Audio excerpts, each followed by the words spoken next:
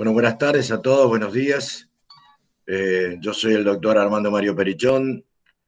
Estoy a cargo de la materia electiva Donación y Trasplante de Órganos, un enfoque médico-social.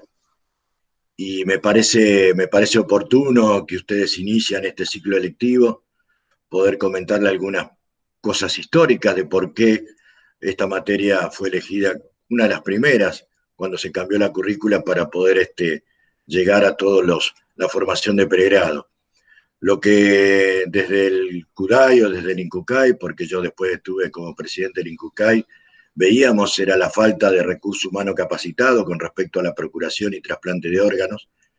Era gente que venía de haberse formado fuera del país. Nosotros en esa primera época, estoy hablando hace 16 años atrás, cuando empezó esta materia en la Facultad de Medicina de Rosario. En esa época, la mayoría del recurso humano que teníamos en donación, en procuración, fundamentalmente de órganos, estaba formada en España. No había en la Argentina una formación ni de posgrado ni de pregrado. A partir de mucha del trabajo que se hizo durante aquella época, 2005, 2006, se permitió que se armaran una serie de dispositivos universitarios en distintos lugares para la formación del posgrado, pero no del pregrado. La formación de pregrado tenemos el orgullo de haber sido los primeros en todo el país que pudimos generar esta materia lectiva dados los cambios curriculares. Y también, y un poco mirando lo ideológico de ese cambio profundo que se hizo en la universidad, en la facultad nuestra, por eso se llamó un enfoque médico-social. Y eso tenía que ver con que la procuración de órganos justamente es eso, ¿no? Es integrar distintas disciplinas que tienen que ver con lo duro de la medicina, de la bioquímica, de la biología en sí mismo, pero mezclarlo con otras disciplinas más humanistas o más sociales, porque sin duda, como decían muchos en años atrás, sin donantes no hay trasplante, y los donantes salen de una conciencia por parte de la sociedad para poder entender de qué se trata el trasplante de órganos. Así que nos pareció que era importante también con el nombre marcar una diferencia, que esto no iba a ser solamente una materia electiva desde el punto de vista duro, sino también que involucraba otras disciplinas que nos podían ayudar a entender y a formar un recurso humano que tuviera esta mirada. Yo quiero agradecerle al decano actual de la facultad que nos permitió poder seguir avanzando en este modelo de formación de pregrado en esta materia, llamarles a todos los estudiantes de medicina, llamarlos a que la procuración de órganos no solamente hoy permite salvar vidas o mejorar la calidad de vida, sino que en el mundo está reconocido como un parámetro para ver la eficiencia de un sistema sanitario. Y eso es muy importante porque cuando uno evalúa un sistema sanitario, lo puede hacer de distintos parámetros, con distintas mediciones, y en el mundo una de esas mediciones es la capacidad de procuración de órganos y la capacidad de gente adecuadamente formada para eso en una ciudad, en un país. Así que bienvenidos a la materia, van a transcurrir un montón de tiempo en cosas que realmente les va a llamar la atención. Seguramente se van a sentir convocados para seguir trabajando después que terminen el cursado y sobre todo teniendo en cuenta que ustedes, futuros médicos, van a estar en las unidades de terapia intensiva donde conseguimos nosotros los donantes y nos van a servir de mucho apoyo y sobre todo de mucho apoyo para la gente que está en lista de espera, que son los pacientes que esperan que la sociedad nutra con los posibles donantes para que ellos puedan mejorar su calidad de vida o en algunos casos seguir viviendo. Así que buenas tardes o buenos días para cada uno de ustedes. Espero seamos lo más útiles posible para esta convocatoria de esta materia lectiva y seguramente al final del cursado veremos si realmente entre ambos pudimos cumplir satisfactoriamente con el compromiso de dotar de médicos formados tanto en el pregrado como en el posgrado para hacer un mejor devenir de la procuración y el trasplante de órganos en nuestro país y en nuestra provincia. Muchas gracias. Bueno, mi nombre es José Novarese. Toca dar en esta parte de la materia que es la regulación o el régimen jurídico aplicable a lo que es la donación de órganos en nuestra provincia, pero en realidad es en todo el país. Voy a empezar marcándoles que la ley de la que voy a hablar es la 27447, que se llama Ley Justina, por una paciente fallecida, Justina Locane, año 2012, esperaba un trasplante, y no salió bien. Entonces se han reformulado varios preceptos de la ley que regía hasta ese momento, que era la 24193, y se dio paso a esta nueva normativa nacional. Nosotros tenemos un régimen jurídico amplio, tenemos una ley provincial, que es la ley de creación de Cudayo, que se llama 11.264. Esta ley más que nada establece lo que es el Cudayo como centro único de donación, ablación e implante de órganos. En realidad habla de lo institucional, con lo cual la materia de fondo está regida siempre por la ley nacional.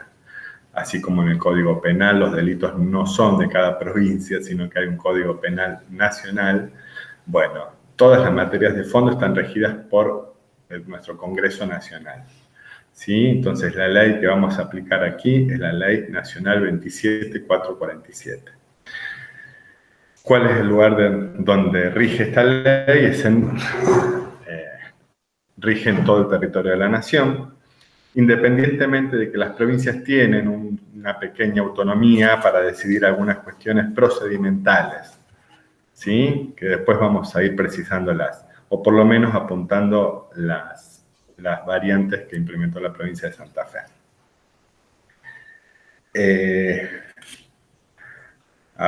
Vamos a pensar esto. Lo primero que tienen que saber los médicos, los futuros médicos, es cuándo aparece la posibilidad de trasplante.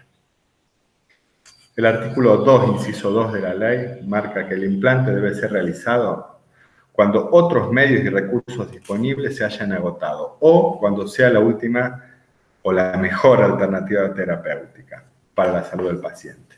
¿Tá? Entonces, no es algo voluntario que el médico pueda ofrecer en forma sencilla, sino que tiene que ser, como dije recién, la mejor alternativa terapéutica para el paciente. Ahora vamos a hablar del comienzo de la actividad médica. El artículo 8 de esa ley nos más o menos señala lo siguiente: los médicos que realizan tratamientos de conformidad al artículo que recién mencioné deben registrar, o que realizan tratamientos de diálisis o que indican la necesidad de un trasplante, deben registrar estas circunstancias. Esto marca la ley. ¿Dónde se registra esto? En el SINTRA, que es el Sistema Informático Nacional de Trasplante. Es una plataforma nacional administrada por el INCUCAI, coadministrada por las provincias, donde se registra todo lo que tiene que ver con la materia donación, ablación e implante de órganos y tejidos. Entonces, el médico sube esta información, por ejemplo, tal persona se encuentra en diálisis, está en lista de espera, tal persona se le indicó un trasplante de riñón, hepático, lo que fuere, y todo ese conjunto de datos referidos a este individuo quedan registrados en el SINTRA. Esa es una actividad médica, no administrativa, digamos, más allá de quién es el que ejecuta el registro. El artículo 14 habla ya de la organización del sistema, cómo se va a organizar el sistema de procuración. Y establece la existencia o la creación de servicios de procuración. Procuración es conseguir el órgano, cómo nos hacemos de órganos y tejidos para su posterior implante. El artículo 14 de la ley nos marca que los establecimientos denominados hospital donante o establecimientos bajo programa deben contar con servicios destinados a la donación de órganos. ¿Sí? Yo en un ratito les voy a contar cuáles son esos establecimientos en nuestra provincia. Está dividido en norte y sur. Ahora vamos a continuar con el artículo 16, que habla que los servicios deben contar como mínimo con un profesional especializado, que nosotros vamos a llamar coordinador hospitalario de trasplante, que cumpla las siguientes funciones. Y aquí las funciones van a responder a distintas etapas de todo el proceso.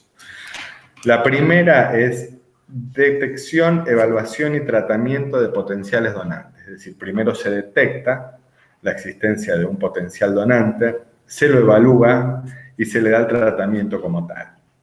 Luego se provee información a las familias donantes. Información, esto hay que tenerlo bien claro, no se le pide más un testimonio o una autorización, se le brinda información, se le provee información a la familia. El punto 3 habla de garantizar el correcto desarrollo de todo el proceso de donación-trasplante. O sea que este coordinador hospitalario tiene bastantes responsabilidades. Y el punto 4, promover, difundir y capacitar en cada efector. Es decir, llevar adelante una campaña de información al resto de la comunidad médica sobre lo que estamos trabajando en donación y trasplante de órganos. Volvemos al artículo 14, que les marqué recién. ¿Cuáles son aquellos hospitales donantes en la provincia? O hospitales bajo programa. Tenemos la provincia dividida en dos zonas, norte y sur, o centro-norte y sur. En la zona centro-norte está el Hospital Cuyen de la ciudad de Santa Fe. En la zona sur de la provincia tenemos a Leca como hospital municipal y tenemos dos hospitales provinciales que son el Hospital Provincial del Centenario y el Hospital Baigorria o Eva Perón en la ciudad de Granadero Baigorria. Cada efector tiene su correspondiente servicio de procuración, ¿sí? Ahora, hay un montón de efectores públicos, privados o sanatorios que no es que están excluidos, ¿sí? Simplemente que no son hospitales donantes. Entonces, cuando ocurre un proceso de donación en otro hospital, Cudayo se convoca con su equipo de profesionales y lleva adelante todo el proceso. La diferencia es que no tiene un servicio de procuración propio, no que excluya la posibilidad de llevar adelante un proceso de donación. Bueno, vamos a seguir con esto. ¿Cómo inicia un proceso? Bueno, el proceso de donación se inicia, está en el artículo 33 de la Ley Nacional. Lo primero que hay que verificar son requisitos para la ablación, ¿sí? Sobre quién puede realizarse la ablación. Bueno, tiene que ser una persona capaz, una persona mayor de 18 años y una persona que no haya expresado su oposición a la donación de órganos. Capaz quiere decir que no sea una persona, un interdicto, una persona privada de su libertad, una persona con problemas mentales. Mayor de 18 es clarísimo, y que no haya expresado su oposición, esto es, que no se haya acercado a Cudayo, a Incucay, al correo y a través de alguno de los canales habilitados por la propia ley, haya expresado que él no quiere ser donante de órganos. Si no expresó nada, es donante de órganos. Ya no existe una presunción como en la ley anterior, donde se presumía, se le pedía testimonio a la familia, sino que ahora directamente quien no expresó su oposición es donante de órganos. Este cambio, esta modificación en el modo de llevar adelante todo esto surge sí con esta ley que estoy describiendo yo, que se llama Ley Justina, y que bueno, este fue el principal cambio, que no trae pocos problemas esto, ¿no? Pero bueno, esto ya lo vamos a ver más adelante. ¿Cómo se verifica que no se haya expresado la oposición a la donación o la negativa? Se consulta un registro de manifestaciones de voluntad. ¿Dónde está ese registro? También en el Sintra. El Sintra es nuestra, como si fuera una Biblia, es nuestro libro de consulta permanente, a pesar de que no sea en papel, obviamente. Entonces, bueno, en el Sintra vamos a consultar las manifestaciones de voluntad y si tal o cual persona ha expresado su voluntad negativa. Si esa persona aparece como que expresó su voluntad positiva a la donación o no aparece como que no expresó nada, es donante. Entonces, si se dan los otros requisitos, persona capaz y mayor de 18, se puede proceder a la ablación de órganos. Voy a marcarles brevemente la diferencia con el trato con la familia donante. La familia donante antes era un factor muy importante a la hora de la ablación, por cuanto se le pedía testimonio. Se le decía, usted tiene conciencia, conocimiento de que su familiar ha expresado algo respecto a la donación y la familia de algún modo podía tomar un protagonismo que hoy ya no tiene. La familia terminaba decidiendo, decía, sí, a mí me consta que él no quiere donar. Entonces, a lo mejor se perdía la posibilidad de llevar adelante una ablación por esta expresión, que en realidad responde a otra cuestión, no responde a la realidad en muchos casos, a la realidad de que haya expresado su oposición. Pero bueno, hoy por hoy a la familia se la aborda y se le informa el tratamiento que se le va a dar al cuerpo de quien fuera su familiar. ¿Sí? ¿Qué pasa con los menores de 18 años? Bueno, aquí sí el régimen es distinto. Sobre un menor de 18 años no podemos proceder a la ablación, primero que es uno de los requisitos, que sea persona capaz y mayor de 18. En este caso estamos hablando de menores. ¿Se pueden ablacionar? Sí, pero lo que se requiere aquí es la autorización de ambos padres. Los dos padres tienen que estar de acuerdo y permitir expresarlo de modo escrito, dejar una expresión de voluntad positiva, porque de lo contrario no se permite ablacionar. Los dos padres son quienes deciden, no decide nunca uno por encima de otro. La norma lo que dice es los dos padres presentes, o los padres presentes. Bueno, presente se refiere a que exista relación parental. A ver, tenemos el caso, están los dos padres en el efector, si uno sale, no corresponde preguntarle al padre que quedó, no hay que ser tan literal en esto. Se le pregunta a los dos y se vuelca la información de los dos padres. ¿Sí?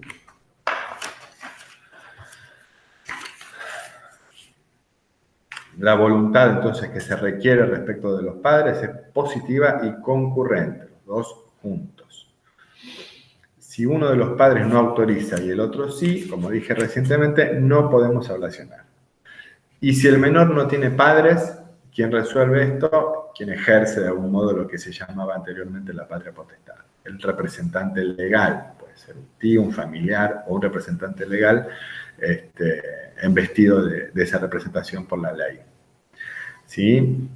Si tampoco tiene representante legal, es posible que haya un caso así, bueno, quien va a resolver es el Ministerio Pupilar. El Ministerio es una parte, es una oficina pública que trabaja en el edificio del tribunal, es parte del Ministerio Público.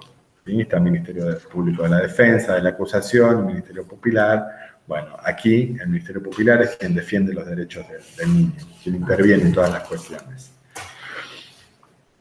Bueno, los requisitos entonces, persona capaz, mayor de 18, que no haya expresado su oposición a la ablación. Lo otro que es lo de los menores, ya lo expresamos, entiendo que queda más o menos claro. Bueno, y ahora vamos a ver el supuesto de muerte violenta. La muerte violenta es lo que hace que nosotros demos intervención, en realidad interactuamos con el Poder Judicial. ¿Por qué? Porque, bueno, el artículo 35 nos marca que en supuestos de muerte violenta se debe requerir la autorización del juez. El juez debe disponer la intervención previa del médico forense, médico de policía o de quien cumpla esas funciones, quien debe informar que la ablación no afectará la autopsia. Bueno, es decir, lo que se requiere es que una autoridad máxima, en este caso la ley nacional denomina juez, sea quien está a cargo de disponer sobre ese cadáver. ¿Y qué se va a disponer? Justamente eso, en el código anterior nuestro, el juez, que estaba a cargo de la instrucción o de la investigación del delito y que perseguía la verdad, se nutre de ciertos auxiliares, como por ejemplo el médico forense, que le va a decir, bueno, conforme las pruebas, nos acercamos a la verdad de los hechos a través de esto, descubrimos a través de la autopsia tal cosa. Entonces, si la autopsia como prueba resulta necesaria y la ablación afecta esa autopsia, el médico forense va a informar eso al juez y le va a decir que no permite la ablación, le va a sugerir que no permita la ablación. Justamente porque se afecta otro valor que está también muy protegido, que es la verdad que se persigue en el proceso penal. Pero bueno, ahora les voy a hablar un poquito del juez y el fiscal que tiene que intervenir. En realidad, la ley nacional habla de juez porque en la mayoría de las provincias, cuando surgió la ley, la anterior, la 2493, todas las provincias teníamos un sistema de justicia penal que se llamaba inquisitivo, donde el proceso penal estaba a cargo de un juez de instrucción o un juez de investigación. Era el juez el que hacía la investigación y el fiscal simplemente controlaba y requería la apertura del juicio. Ahora se ha cambiado, a lo largo de varios años se dieron muchas reformas en nuestro Código Procesal Penal y la figura central que hace la investigación es el fiscal. Entonces, es él quien está a cargo del cuerpo.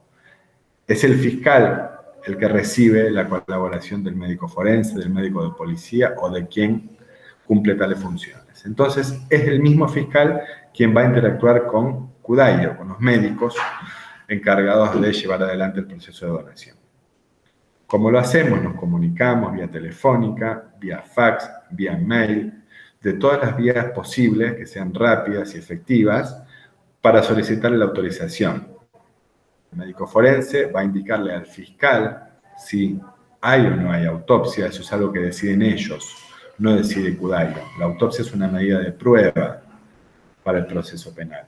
Estamos en un supuesto de muerte violenta, no nos olvidemos de esto. Entonces, cuando estamos en un supuesto de muerte violenta, hay una investigación de los hechos para descubrir la verdad. En ese marco, el fiscal empieza a investigar y se va a ayudar del médico forense. El médico forense es el que va a decir, bueno, la autopsia afecta o no afecta, perdón, se ve afectada o no por la ablación de órganos. A lo mejor es un tiro, un disparo en la cabeza y lo que yo voy a ablacionar es otra parte, entonces, bueno, no afecta.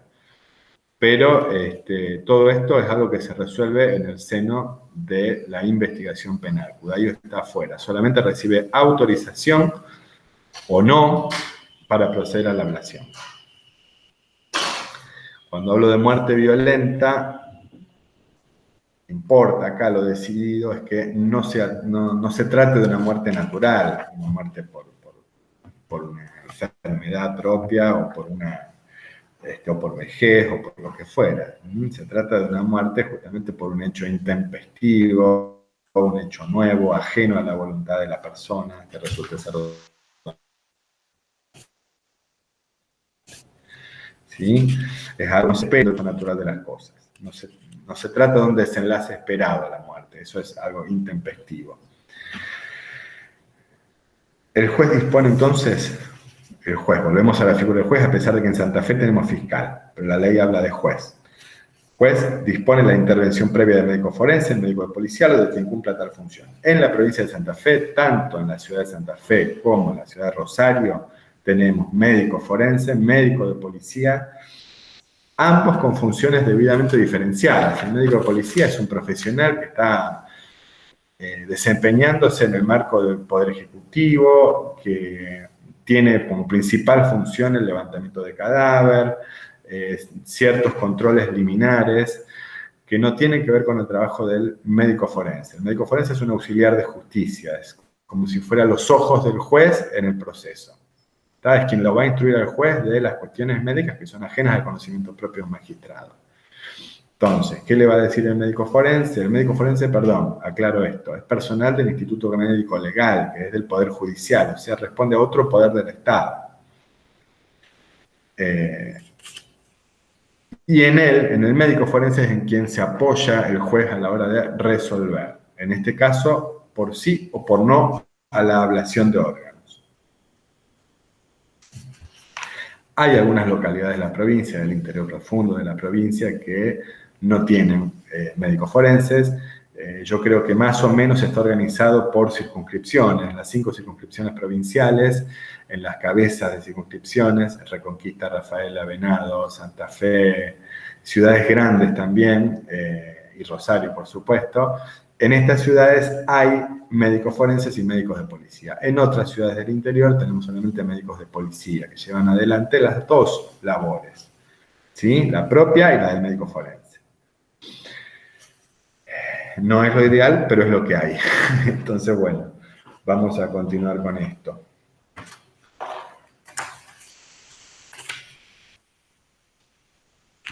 Voy a terminar con el médico forense. Le informa al juez entonces si la ablación puede perjudicar la autopsia. Hay que ver primero si se ordena o no se ordena esta autopsia. Esto depende de si el hecho delictivo que terminó en esta muerte violenta es necesario acreditar de algún modo, si no hay otro medio de prueba, si la autopsia es necesaria porque así lo pide el fiscal. Es decir, si se considera en el marco del proceso que la autopsia resulta absolutamente necesaria, se hace porque es una de las medidas de prueba. Los médicos, los integrantes del equipo de ablación, los integrantes de Cudayo, nada tenemos que decir al respecto. ¿Sí? Esto es una discusión, como dije antes, en el marco del proceso penal. A nosotros nos va a llegar el resultado de esa dialéctica propia del proceso penal. ¿Cuál va a ser el resultado? ¿Hago o no hago la autopsia? Si la hago, lo tengo que autorizar. Autorizo y digo, bueno, hago autopsia y la eventual ablación no va a perjudicar el resultado de la autopsia. Entonces, si es así, voy a autorizar. ¿Cómo autorizo? A través de una resolución judicial. Eso es lo que pide la ley. ¿Por qué? Porque el juez habla a través de sus resoluciones. ¿Sí? Entonces, nosotros, para no perder tiempo de oro en el marco del proceso, tenemos muy poco tiempo para hacer una ablación, para mantener el órgano y para implantarlo. Lo que vamos a hacer, nos vamos a manejar a través de correos electrónicos, autorizaciones escritas, incluso excepcionalmente alguna autorización telefónica o vía fax, que sea inmediata, pero luego vamos a requerir, sí, la resolución judicial ratificatoria de la primera autorización. ¿Para qué? Para que estemos cumpliendo literalmente con lo que nos exige la ley. Entonces, el fiscal no va a autorizar, Cudayo va a proceder, Cudayo y los equipos de ablación que se hagan presentes en el proceso van a proceder a la práctica médica. Luego de eso, se va a informar el resultado de esa práctica médica y se le va a decir, se le va a informar al Poder Judicial, al Ministerio Público de la Acusación, o sea, al fiscal, el destino de los órganos, a dónde se implanta, a quién se le asignó, a quién se le implantó, si alguno no se implantó, el por qué, las causas. Luego de esto, ahí nos va a llegar la resolución aprobatoria de todo lo actuado y de la autorización liminar o primera que nos permite a nosotros proceder a la ablación. ¿Sí? ¿Por qué una resolución judicial? Porque es la única forma que hay y en que se maneja el Poder Judicial. No lo va a hacer a través de una nota sencilla, simplemente una resolución. Decimos también, bueno, el problema que hay aquí es el siguiente, en este caso del Poder Judicial y de por qué la ley habla de juez y no de fiscal. Como les dije hace un ratito, la provincia de Buenos Aires fue de las primeras provincias que tuvo un código acusatorio, se llama así por contraposición a inquisitivo, donde la figura del fiscal es central. Entonces, bueno, después se fueron sumando otras provincias, Santa Fe también se sumó, y la ley quedó a lo que era el esquema anterior, quedó adaptada a lo que era el esquema antiguo, donde el juez era no sé si decirlo el dueño, pero bueno, era el principal protagonista del proceso penal. Entonces se le daba a él la responsabilidad de definir todo esto.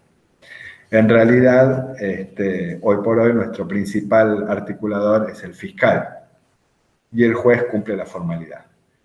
¿Sí? Es un juez, casi un juez de garantías que garantiza la legalidad del proceso penal y a la vez emite la resolución que nos autoriza a nosotros a ablacionar y nos exige la información posterior.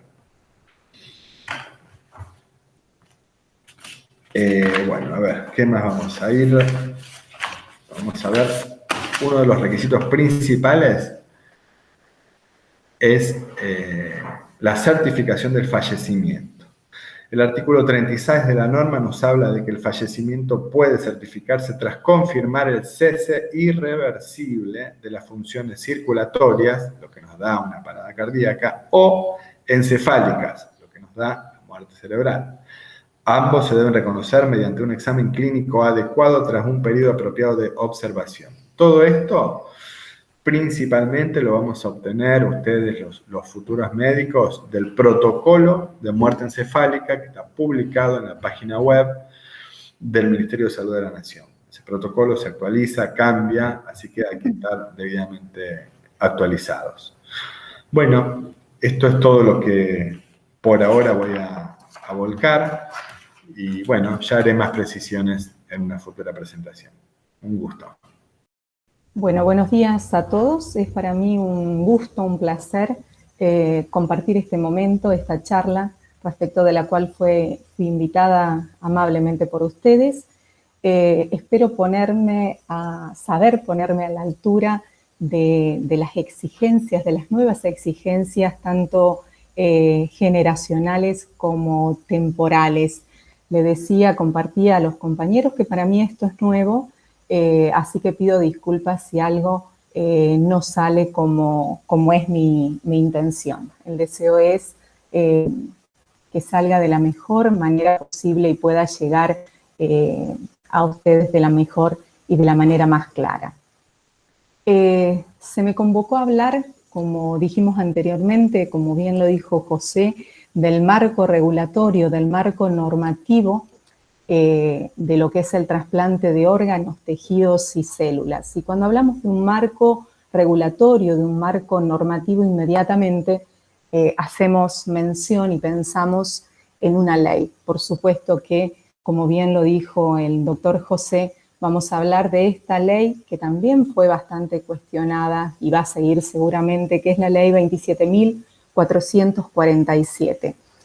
Antes de adentrarnos, de meternos por completo en el análisis de la ley, de los puntos principales, creo que es bueno recordar, ¿no es cierto?, el concepto de una ley, que es algo tan básico, pero que nos va a servir para comprender un poco mejor todo el tema.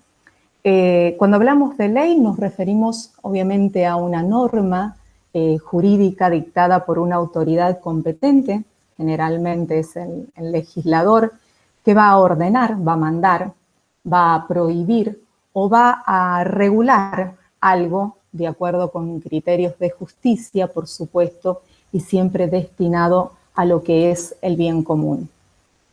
Esta ley obviamente trata de regular como marco normativo esta actividad tan compleja, ¿sí? Estas normas tienden a regular lo que es la obtención, lo que es la utilización de órganos, tejidos y células, y todo lo que está vinculado a la investigación, a la promoción, a la donación, a la extracción de los órganos, a la preparación, a la distribución, al trasplante específicamente y al seguimiento posterior del paciente que ha sido debidamente trasplantado. Como ya lo mencionó José, la ley limita, establece cuándo se va a efectuar o se va a proceder a un proceso de trasplante. No siempre, como él bien lo aclaró. La ley es clara y no deja posibilidad de dudas, de grises en este aspecto, y ella se refiere solamente a los casos en que otros medios u otros recursos disponibles se hayan agotado, sean insuficientes, sean inconvenientes o resulten la mejor alternativa, la mejor posibilidad para lo que es la salud del paciente que requiere el trasplante. ¿Sí? Esto es en cuanto a la limitación que establece la ley en cuanto al momento en que se debe recurrir a lo que es el proceso de trasplante de un órgano, ¿sí? Bien, con ayuda de estas imágenes vamos a ir dando un pantallazo y espero que poder ser clara y concisa en esto. La ley que nos está convocando, la ley 27447, tiene como antecedente dos leyes. La ley 24.193, que es de trasplantes de órganos y material anatómico humano, que fue promulgada en el año 1993, y la modificación que introdujo la ley 26.066 de trasplantes de órganos y tejidos, que se encuentra vigente desde el 2006. Bien, las modificaciones que se incorporaron a la ley 24.193 por la ley 26.066 son 4, y aquí claramente las podemos ver en la pantalla. Primero, considera a la comunidad como donante, hay cambios fundamentados en el bien común, jerarquiza la decisión del individuo, de la persona, del donante, y alivia, esto es fundamental, a las familias de esa carga de tomar la decisión de donar, que luego vamos a hacer mención cuando llegue el tema. Y aquí llegamos al punto desde el cual queremos empezar. Esta ley es una ley que regula todo lo que hace a la actividad de donación, de trasplante de órganos.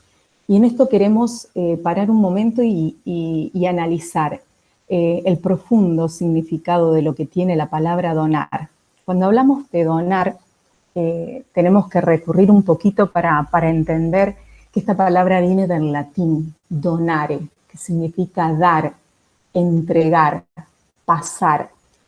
Pasar algo que tiene valor, que se realiza de manera voluntaria y que no se espera una recompensa o un premio a cambio, ¿sí? Cuando hablamos de donación, obviamente ahora vamos a hablarlo en sentido general, también específicamente en lo que es la donación de órganos, de tejidos, de células.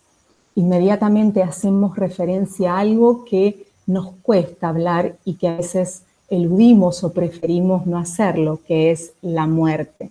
La donación de órganos, salvo casos excepcionales que después lo vamos a ver, está vinculado íntegramente, estrechamente con la muerte. Hablamos de voluntariedad y sin esperar un premio o una recompensa. En esto es donde surge el concepto de altruismo, palabra que es totalmente contrapuesta para que entendamos a lo que es el egoísmo. Es la tendencia, el gusto, el deseo, la voluntad, la iniciativa de ayudar a otros de manera desinteresada. El altruismo obviamente es sumamente importante en nuestra sociedad y en cualquier sociedad, ya que se basa en la solidaridad y en la empatía con el otro. Y obviamente el reconocimiento moral, la retribución moral, no la recibe obviamente la persona de quien viene este acto, que es la donación. Mucho se ha hablado de esta ley, que si está bien, que si está mal, se ha criticado, se ha objetado, como todo, como es de esperar, y obviamente esta ley no iba a estar exenta. ¿Y esto por qué podemos decir? ¿Por qué ha sido objeto de tanta crítica, de tanto análisis? Fundamentalmente porque la ley Justina, como se le llama la ley 27447, establece que todas las personas mayores de 18 años de edad son donantes de órganos, salvo, y aquí está la excepción, que en vida hayan dejado constancia expresa de lo contrario. O sea, vos, usted, yo, somos donantes, todos, sin excepción, salvo que en vida nosotros hayamos expresado nuestra voluntad en contrario.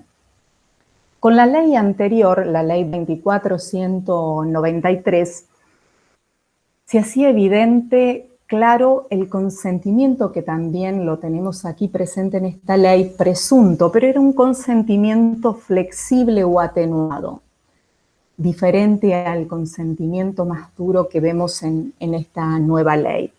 ¿Y por qué decimos que hay un consentimiento presunto? Porque tenía la posibilidad la persona, el ciudadano común, de expresar, de manifestar su voluntad afirmativa o negativa respecto de la ablación de los órganos, tejidos y células, ¿no es cierto?, respecto posterior a su muerte.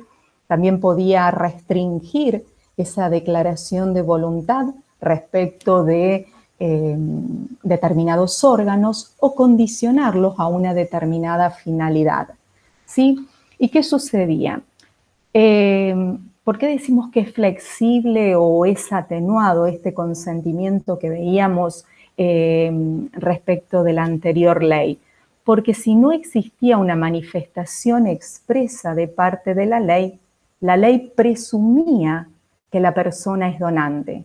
Pero como lo dijo José, y no está mal recalcarlo, volverlo a resaltar porque estamos hablando de este tema, al momento de la muerte, del acaecimiento, del fallecimiento de la persona, se solicitaba a la familia el testimonio, ¿sí? El testimonio acerca de cuál era la voluntad del fallecido, del familiar que había fallecido. La familia era entonces quien tenía, en definitiva, la última palabra respecto de la donación de órganos, aun cuando el fallecido hubiese dejado asentado su voluntad favorable en relación a la donación de sus órganos. Con la modificación de la ley se libera, ¿no es cierto?, a la familia de dar este testimonio. Y lo más grave de todo era, como dijimos anteriormente, que la familia no daba el testimonio acerca de cuál era la voluntad del familiar fallecido, sino la de ellas. Obviamente un obstáculo muy, pero muy importante en lo que es el proceso de donación que se intentó salvar desde esa modificación. Vamos a detenernos en algo que para mí es sumamente importante. Cuando expresamos la voluntad respecto de la donación de los órganos, tejidos y células, estoy ejerciendo un derecho como ciudadano, un derecho frente a la persona, al ser humano. ¿Derecho a qué? Derecho a disponer de mis órganos, de mis tejidos, ¿sí?, después que acaezca, después que se produzca el momento de mi fallecimiento. Es decir, ¿qué destino le voy a dar o qué destino quiero que se le dé? Porque obviamente no le voy a poder dar yo. ¿Qué destino quiero que se le dé a mi cuerpo, a mis órganos, a mis tejidos, a mis células, después del fallecimiento cuando acaezca? Y antes de continuar, estamos hablando del consentimiento, de la expresión de la voluntad respecto de lo que pretendo que se haga con mis órganos, con mis tejidos y con mis células. Y vamos a hacer un paréntesis para aclarar en este caso que hay dos sistemas en el mundo, dos formas legales de consentimientos, de otorgar consentimiento para lo que es la donación de órganos y tejidos. Uno es el consentimiento expreso y otro es el consentimiento presunto. Ya dijimos que nuestra ley observa un consentimiento presunto. Ahora, parten de bases distintas. El sistema en el cual rige un consentimiento expreso se parte del supuesto de que la persona no está inclinada a donar, no quiere por naturaleza donar. Entonces, para ser donante, quien quiere ser donante debe expresarlo de manera voluntaria, de manera expresa, explícitamente, ¿sí? Como sucede con el caso de Japón. En cambio, donde rige un consentimiento presunto, se parte de un supuesto distinto, se parte del supuesto de que todos los habitantes quieren donar, ¿sí? Están inclinados a donar. Y en ese caso lo que deben expresar no es la voluntad afirmativa, sino la voluntad contraria. Se supone que quiero donar, se supone que estoy en favor de la donación, entonces lo que voy a expresar es mi voluntad negativa respecto de la ablación de órganos después de mi muerte. Bien, dijimos que fue sumamente criticada esta ley, objetada. En ningún caso podemos pensar que la ley lo que pretende establecer es una compulsión, una obligación, ¿no es cierto?, respecto de lo que es la donación de órganos, de tejidos. Tampoco pretende establecer una solidaridad por decreto, como en algún momento se pretendió, y con esto no queremos hacer ningún juicio de valor, no estamos para esto, ni es nuestro objetivo, pero creo que resulta útil aclararlo. No estamos queriendo imponer a través de una forma de decreto lo que es la solidaridad, sino generar un cambio en la mentalidad de la sociedad, en la toma de conciencia de los ciudadanos respecto de la responsabilidad de colaborar como integrantes de esta sociedad en el bien común, ¿sí? A ver, vamos a ver un poquito antes de seguir para no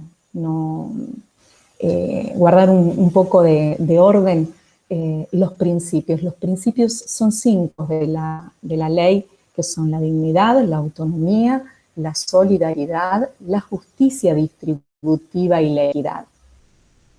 Aquí ya hemos ido un poquito hablando y también lo ha hecho mención de manera muy clara el doctor José respecto de las innovaciones que ha traído la ley 27.447, la declaración de principios, los derechos de donantes y receptores, el servicio de procuración, figura fundamental, clave para llegar a concretar todo este tan complejo proceso, ¿sí?, desde que se produce en la muerte hasta lo que es el implante del órgano en la persona, en el receptor.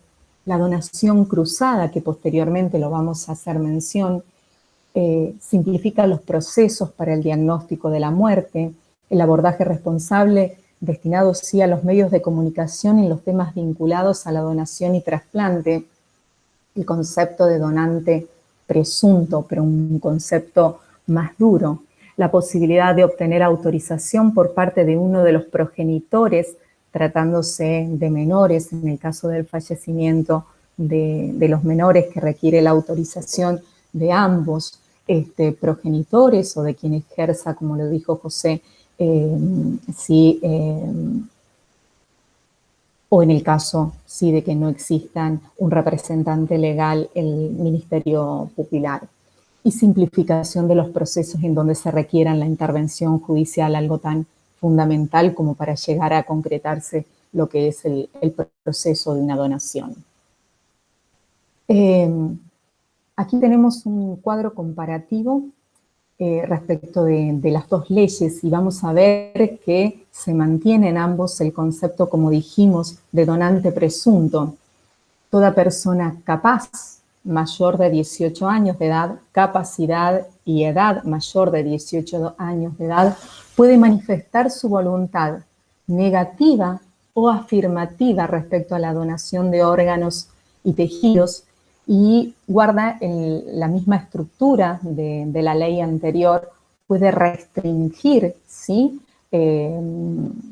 la declaración de la voluntad respecto de determinados órganos. No quiero donar todos los órganos que resulten factibles, útiles, tras mi muerte, sino ciertos y determinados, o condicionar la finalidad que establece la ley, que es para estudio, para investigación o para lo que es la donación en los seres humanos.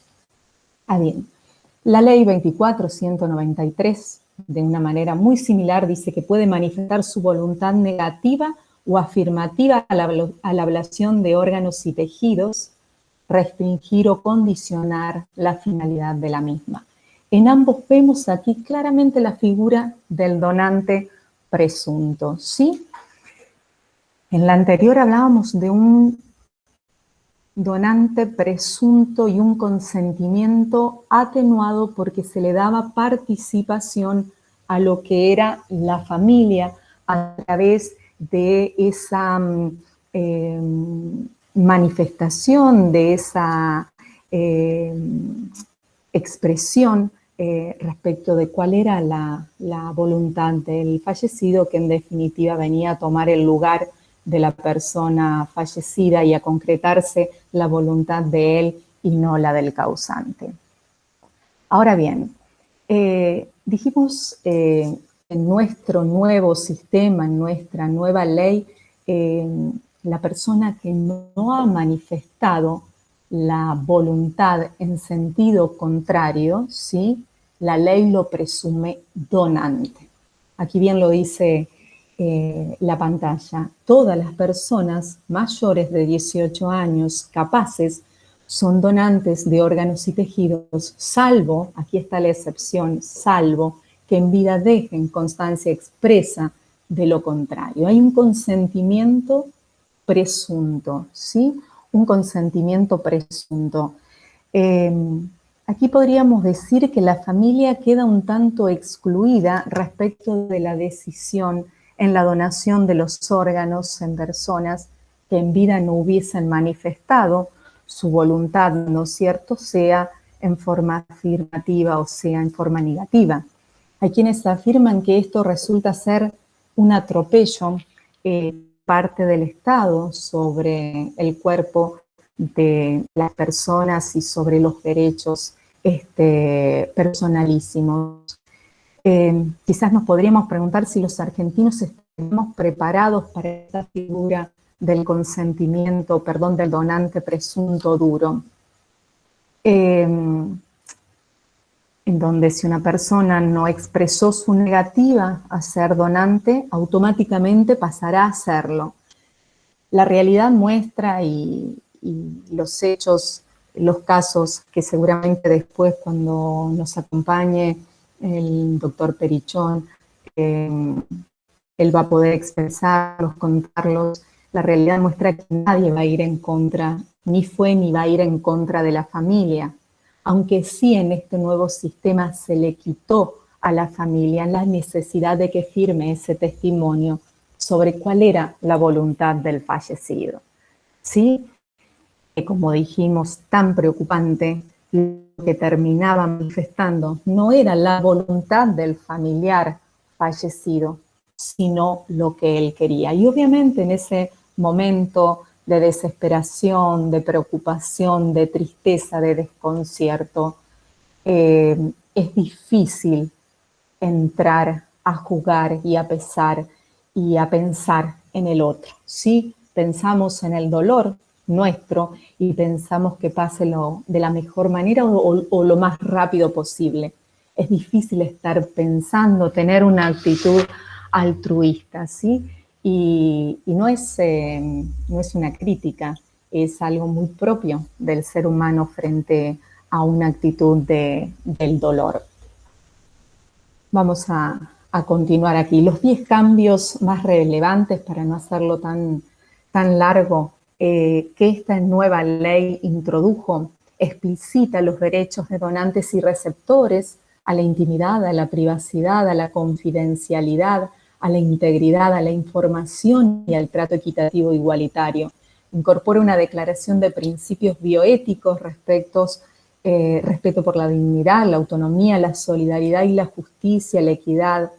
Establece la prioridad, esto es fundamental, en el traslado aéreo y terrestre de pacientes con operativos en curso. Dispone la creación del servicio de procuración en establecimientos hospitalarios que están destinados a garantizar cada una de las etapas del proceso de donación. Figura primordial los servicios de procuración tanto en establecimientos públicos como privados, e incorpora el proceso de donación cruzada. Vamos a volver un poquito aquí a los derechos y vamos a analizar dos que son los fundamentales que no quisiera dejar pasar. Derecho a la confidencialidad. La autoridad no puede revelar los datos sí, de las personas donantes y de los receptores. Y el derecho a la integridad. En el caso de donaciones en vida, que también lo contempla la ley, tiene que haber guardar una relación, ¿sí? Una relación estrecha entre lo que es la ventaja, la posibilidad de mejorar la vida, ¿sí? De la persona donante y el riesgo que genera, del receptor y el riesgo que genera en la persona donante. Tiene que haber, ¿no es cierto?, una relación, tiene que guardarse una relación y tienen que ser mayores las probabilidades de mejorar la vida, de recuperar la salud del paciente, ¿sí?, que los riesgos que obviamente esto puede llegar a implicar para su vida. Los derechos de las personas trasplantadas y en listas de espera en cuanto al transporte, la gratuidad en los servicios nacionales de transportes terrestres de corta, media y larga distancia, colectivos, trenes, subtes, la cobertura en cuanto a la medicación del 100% de los medicamentos, de los estudios diagnósticos, de las prácticas, de todas las patologías directas o indirectamente que están relacionadas con el trasplante, no solamente directas, y la asignación mensual de las personas en situaciones de desempleo forzoso que no tengan otro beneficio previsional, tienen derecho a recibir una asignación mensual no contributiva. Bien, dijimos que para ser donante se requiere ser una persona capaz, mayor de 18 años de edad, que podemos expresar nuestra voluntad en vida afirmativa y en el caso de no hacerlo, la ley va a presumir que somos donantes, ¿sí? Siempre pensamos en lo que es la donación cuando acaece el fallecimiento, pero existe y la ley contempla también la posibilidad, ¿no es cierto?, de lo que es la donación de órganos en vida. Tiene que haber una vinculación, ¿sí?, una vinculación parental respecto de, el donante y el receptor. ¿Cuál es la condición que habilita la extracción de órganos, de tejidos y células con fines de trasplante entre personas relacionadas, vinculadas, que establece la ley solamente está permitida cuando se estime que razonablemente no cause un perjuicio a la salud del donante y a su vez existan perspectivas de éxito respecto de la conservación de la vida o mejorar la salud de la persona receptora. Estamos hablando de donación, sí, en vida, estando la persona viva.